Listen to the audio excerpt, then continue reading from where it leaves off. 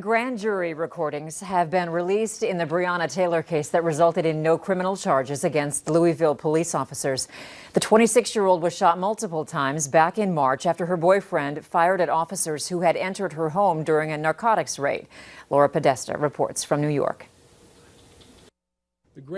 Kentucky's Attorney General Daniel Cameron has released the grand jury proceedings in the Breonna Taylor case. According to the tapes, jurors heard from interviews of at least 2 officers who entered the 26-year-old's Louisville apartment on a no-knock warrant to search for drugs. Police say they knocked 3 times before ramming in. So he hit the 3rd time. As soon as he hit the door, came up, police search warrant. They say Taylor's boyfriend then fired shots at them.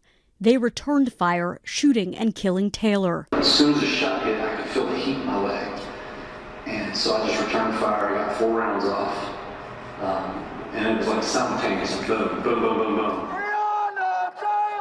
Protesters and Taylor's family have kept up calls for justice after the grand jury did not indict officers Miles Cosgrove and Jonathan Mattingly for firing the shots that killed Taylor. A 3rd officer, former detective Brett Hankison, was charged for firing into a neighbor's apartment. Ultimately, our judgment is that the charge that we could prove at trial beyond a reasonable doubt was for wanton endangerment. The rare release of the grand jury testimony came after one of the grand jurors filed a court motion accusing the Attorney General of misrepresenting their deliberations. And my client's concern is making sure that there's the appropriate information for the public as a whole. Benjamin Crump represents the Taylor family. We at least want to know that it's equal justice under the law for Black people as victims. Cameron has admitted he did not recommend murder charges in the case. According to the tapes, the officers involved in the raid ultimately never executed the warrant to search Taylor's apartment. Laura Podesta, CBS News, New York.